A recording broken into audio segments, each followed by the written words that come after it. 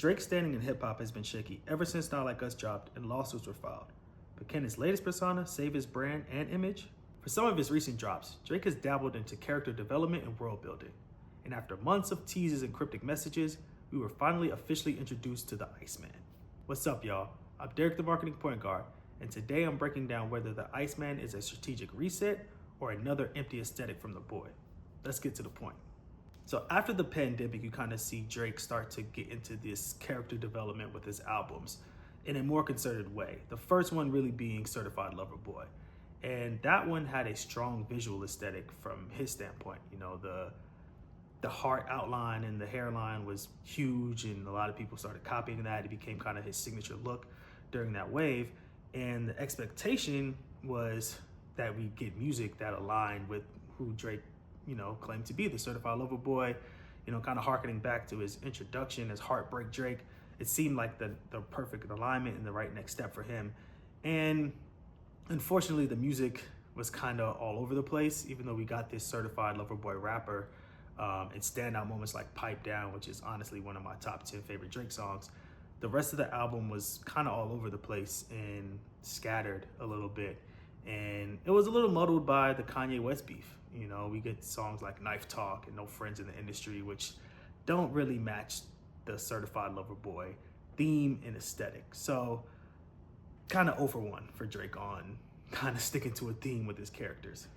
The next real kind of concerted push we get from a character standpoint was For All the Dogs. And that one, during the recording sessions and on tour, he's wearing dog masks, coming in and out of hotel lobbies, creating this hype and building this energy around what we thought would be like aggressive Drake, rapping Drake, spitting, and he did his job too of kind of creating that mystique when he teased the track list, the first song being Virginia Beach. Naturally everybody assumed that there'd be some pusher shots on there, coming off a Meltdown and kind of how he was moving.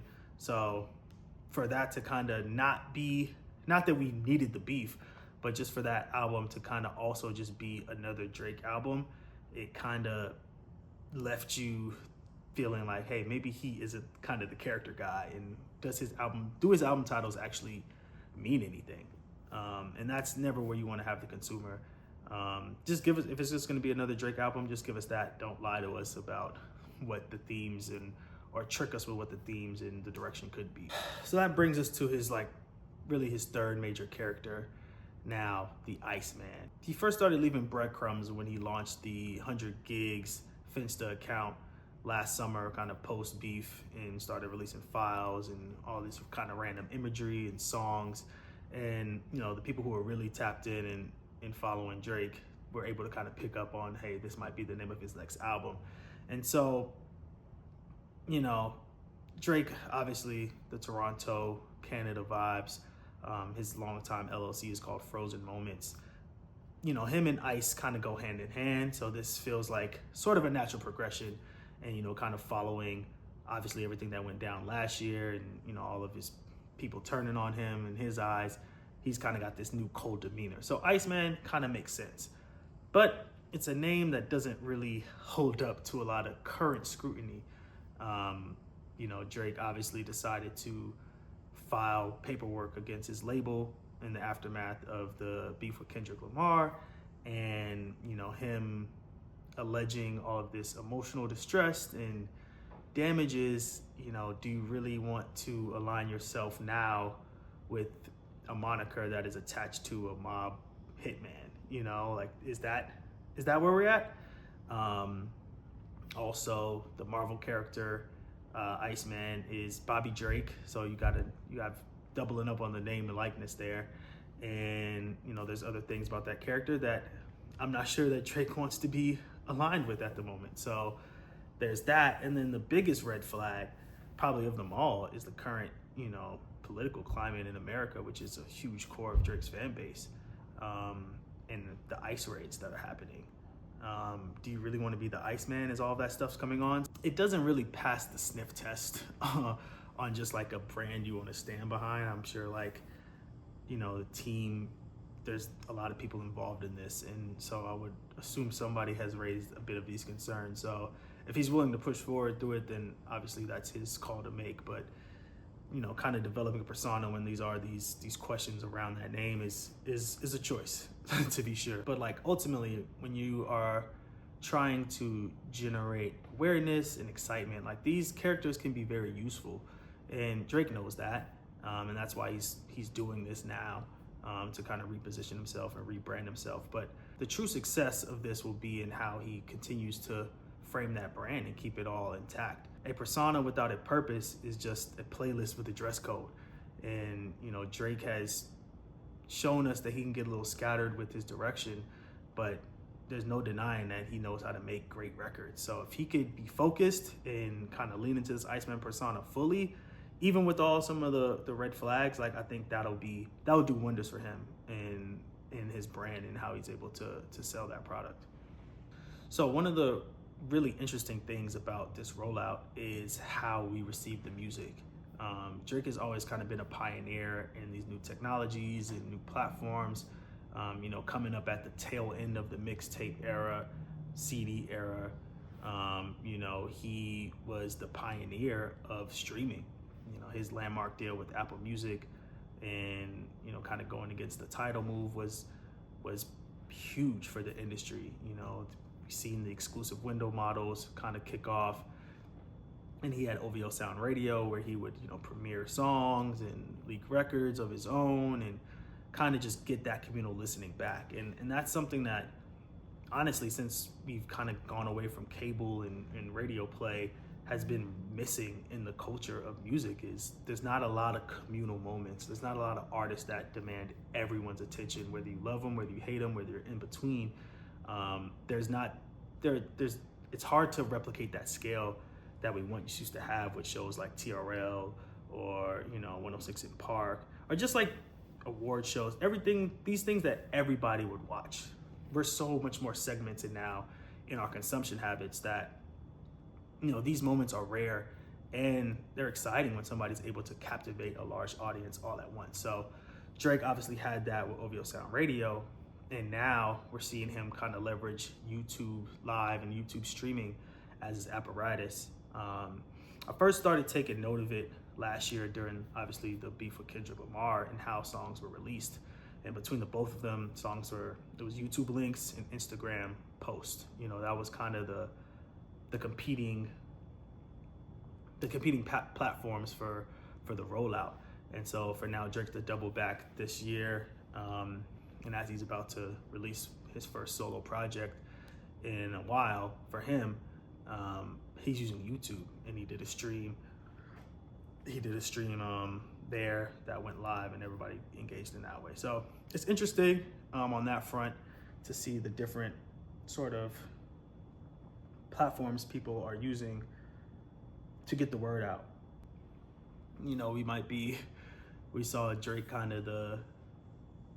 we got to see Drake, the artist, sort of get into the playlist curation vibes with his radio stations. And now we're looking like we're about to get Drake the streamer. And again, that's where the consumption is, that's where the youth is, and that's, how you kind of can reach that scale. So say what you want, but this is kind of a groundbreaking rollout in that sense. And so it could be a template that artists kind of leverage and maneuver moving forward. And it's almost impossible, right, not to pin that rollout in juxtaposition to what the Clipse has been doing. Obviously, we got the teaser that, the Kendrick and Clipse song videos is coming soon. Same night we get the Drake stream. So they're always going to be mentioned in the same breath moving forward, until, I don't know, they're probably for forever, honestly, because I don't really see a reconciliation coming between those two. So yes, we're always going to kind of look at these things in comparison to the other, whether it's right or wrong. I think it just is what it is at this point. But to get back to the rollout point, we have Clipse, who is doing a masterful job with their rollout, kind of a long window approach, like almost 3 months. But obviously they've had the album for over a year as they navigated their label issues. But they've taken a more traditional approach, going with, traditional outlets like GQ, a print interview, a long read interview, You know, they're doing podcasts with the New York Times, Apple Music, Genius, conversations with Jerry Lorenzo, Colors, performances, and then they're doing a exclusive release party with Apple Music this week. So just very like kind of old school rollout mechanics, you know, retrofitted for modern times, but they've been doing a great job with how they've been slow rolling out the album. And then you have Drake kind of in tune with the current times in a different way, going this YouTube stream route. So there's two methods. I think every artist in brand or whatever has to kind of figure out which outlet works for them. But I do think it's an interesting kind of comparison between the two. So if y'all want me to do more of a deep dive on the Clipse rollout, I think they're doing an immaculate job with that. Let me know and I can put together a video kind of breaking down all the pieces of that campaign and all the moments that they've done and why it has all led to such a hype and awareness. I'm assuming they're gonna get some massive first week numbers. Also got some competition because we don't know exactly when this Drake album is coming out, what he'll do to kind of overshadow that moment. And we also got a Travis Scott Jack Boys 2 album happening. So a lot of things bubbling up. I think we've been waiting for a while for the song of the summer, but I think the summer is here now, and we're about to see a lot of artists clashing and trying to take that moment. So yeah, that's sort of where we are with the Iceman. I'm sure we'll all be staying tuned to any from future episodes he may drop or any music. I know he has a show coming up in London this weekend, the Wireless Festival, that everybody's going to be tuned into and see how he leverages that moment for either more music or more announcements. But yeah, it's just interesting, you know, seeing if Drake is serious about this Iceman persona. I mean, I think it's an opportunity for him to sort of reinvent himself and kind of get a fresh vibe out there. The music that he released the first time around, between the What Did I Miss and the what's being called Supermax leak, sounds pretty much like old Drake, which isn't a bad thing, right? He's just kind of sticking to what he does best. And so maybe this persona isn't really a persona at all. It's just, you know, a marketing play to kind of sell us something that's what we already know it to be. But I think it would be dope if he truly takes an opportunity to kind of give us something fresh or even just more cohesive and focused. I mean, obviously there's a lot that's been going on with him in the public and I'm sure in private, that this album could give us some insight into and just kind of help reframe his standing and his own personal brand right now. I'm excited for the music. I'm always excited to see these new strategies and how people want to roll out their music or promote a product or kind of redefine themselves. So that's what I'm here to break down. That's what I'm here to talk about. If you like this video, you know, please subscribe, like, share it with somebody. Give me a comment if you think the Iceman is going to work for Drake, if you think it's a good moniker or persona for him to take on, or if you think it's bad. Let's talk about it in the comments. And that's it for this video. You know, I'm Derek, the Marketing Point Guard, and I'll catch y'all in the next one. Peace.